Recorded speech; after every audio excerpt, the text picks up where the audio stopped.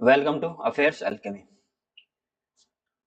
आज 16 जुलाई 2026 है और आज हम 16 जुलाई 2026 के जितने भी करंट अफेयर्स के इंपॉर्टेंट क्वेश्चंस बनेंगे वो सब आज हम इस वीडियो में डिस्कस करेंगे और उनसे रिलेटेड जितने भी इंपॉर्टेंट फैक्ट्स होंगे वो सब भी मैं आपको इस वीडियो में बताऊंगा, तो वीडियो के एंड तक बने रहेगा। तो हमारा पहला क्वेश्चन है, विश्व युवा कौशल दिवस वर्ल्ड यूथ स्किल्स डे प्रतिवर्ष कब मनाया जाता है? तो इसका सही आंसर होगा ऑप्शन बी 15 जुलाई। तो विश्व युवा कौशल दिवस जो है हर साल 15 जुलाई को मनाया जाता है। इसकी शुरुआत जो है संयुक्त राष्ट्र महासभा ने 2014 में की थी और जो पहला जो विश्व युवा कौशल दिवस जो है वो 2015 में मनाया गया था। इस दिवस का उद्देश्य है युवाओं को रोजगार, उद्यमिता, एंटरप्रेन्योरशिप और तकनीकी एवं व्यावसायिक कौशल, टेक्निकल और वोकेशनल स्किल्स के प्रति जागरूक करना। यह दिवस जो है कौशल विकास के माध्यम से युवाओं को भविष्य के रोजगार के लिए तैयार करने पर जोर देता है।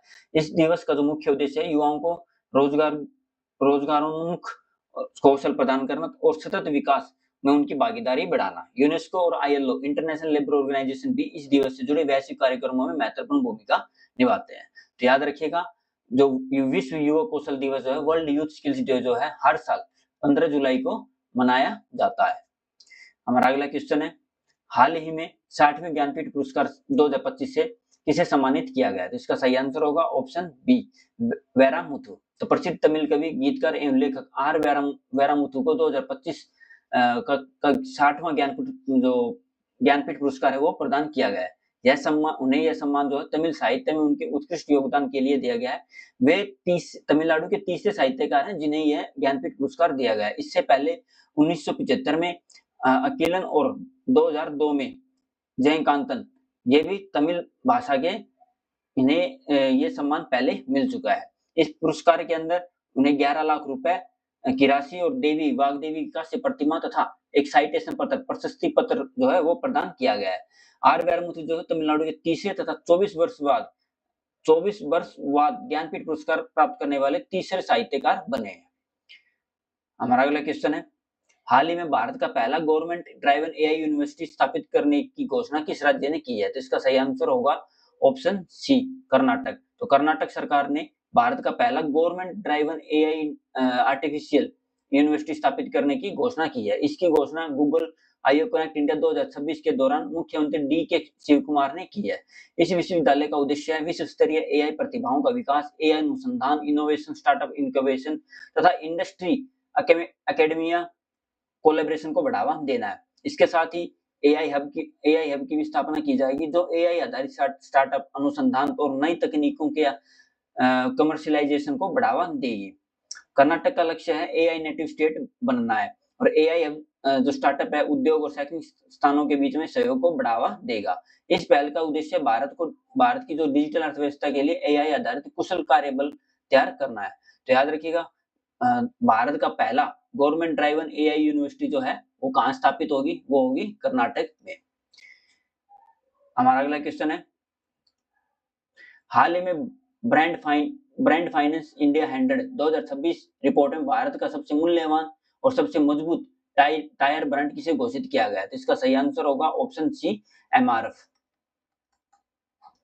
तो ब्रांड फाइनेंस इंडिया 100 2026 की रिपोर्ट में एमआरएफ को भारत का सबसे मूल्यवान, मोस्ट वैल्यूएबल और सबसे मजबूत स्ट्रॉन्गेस्ट टायर ब्रांड घोषित किया गया है। इसके अलावा ब्रांड फाइनेंस ईएस टायर 25 में 2026 की जो रैंकिंग थी उसमें एमआरएफ को जो है वो तीसरा स्थान प्राप्त हुआ था। उसमें भी मजबूती में उन्हें स्थान मिला था, मतलब सबसे मजबूत और वैल्यू सबसे मजबूत में।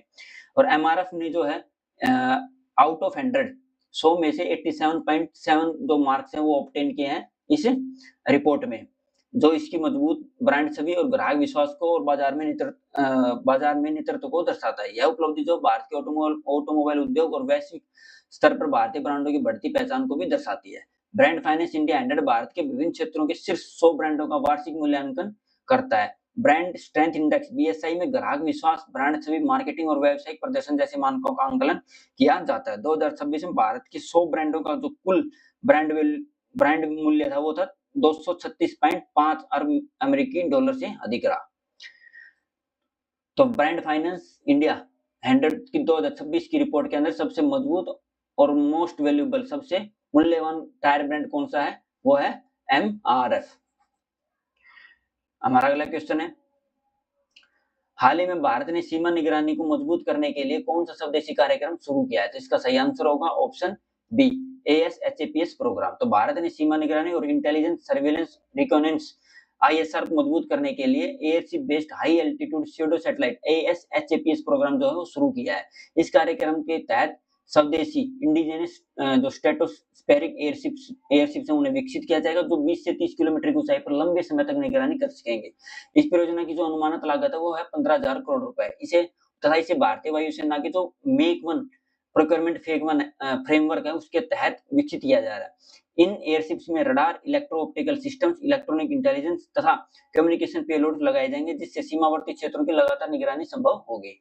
HAPS की जो लगभग ऊंचाई होगी वो सिर्फ होगी 20 से 30 किलोमीटर।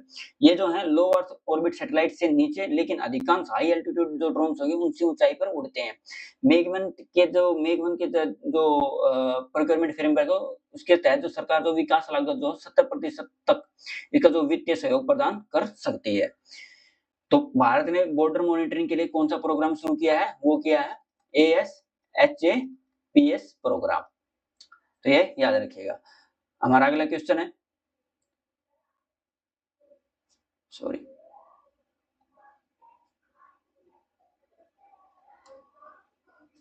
पांचवें BIMSTEC national security adviser meeting की मेजबानी कौन सा देश करेगा? तो इसका सही आंसर होगा ऑप्शन बी, भारत।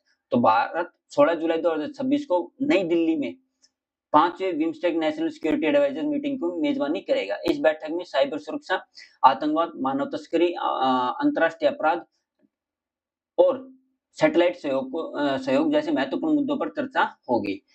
बिम्स्टेक जो है दक्षिण एवं दक्षिण पूर्व एशिया के जो 7 देश हैं उनका एक क्षेत्रीय संगठन है जो बे ऑफ बंगाल के जो क्षेत्र में सहयोग को बढ़ावा देते हैं। वर्तमान में जो बांग्लादेश जो है बिम्स्टेक का अध्यक्ष है। बिम्स्टेक की जो फुल फॉर्म होगी वो होगी bay of Bengal initiative for multi sectoral technical and economic corporation. BIMSTEC के 7 सदस्य देश हैं, वो है बांग्लादेश, भूटान, भारत, म्यांमार, नेपाल, श्रीलंका और थाईलैंड। बिम्स्टेक की जो स्थापना है वो कब हुई थी? वो हुई थी 1997 में। और वो किस रूप में हुई थी? पहले उसको नाम दिया गया था बिस्टेक, BIST-EC बिस्टेक। उसके बाद में इसको कर दिया गया बिम्स्टेक। तो याद रखना, 5वीं बिम्स्टेक नेशनल सिक्योरिटी एडवाइजर्स की मीटिंग जो है कौन सा देश, उसकी कौन देश मेजबान कर रहा है उसको? वो कर रहा है भारत। हमारा अगला क्वेश्चन है, हाल ही में 31वें दिव्य कला मेला का उद्घाटन कहाँ किया गया है? इसका सही आंसर होगा ऑप्शन बी, कोलकाता। तो 31वें दिव्य कला मेला का उद्घाटन कोलकाता के रविंद्र सदन में किया गया है। इस उद्घाटन को जो है केंद्रीय सामाजिक न्याय एवं अधिकारिता मंत्री वीरेंद्र कुमार ने किया है। इस मेले का उद्देश्य दिव्यांग उद्यमियों, जो दिव्यांग हैं, एंटरप्रेन्योर्स हैं, उनके द्वारा जो प्रोडक्ट बनाए गए हैं उनको बाजार उपलब्ध कराना, उनकी आर्थिक आत्मनिर्भरता को बढ़ावा देना तथा सामाजिक समावेशन, सोशल इंक्लूजन को प्रोत्साहित करना है। यह दिव्य कला मेला जो पहली बार केंद्र सरकार और पश्चिम बंगाल सरकार के संयुक्त तत्वाधान में एकमुश्त होकर आयोजित किया गया है। दिव्य कला मेला की शुरुआत जो है दिसंबर 2022 में की गई थी। और इस मेले में जो है दिव्यांग उद्यमी जो है उनके द्वारा बनाए गए उत्पादों का प्रदर्शन एवं उनकी विक्रय किया जाता है। इसका उद्देश्य है आत्मनिर्भरता, सम्मान मतलब और आर्थिक सशक्तिकरण को बढ़ावा देना। तो 31वां दिव्य कला मेला जो है उसका उद्घाटन कहाँ किया गया है? वो किया गया है कोलकाता में।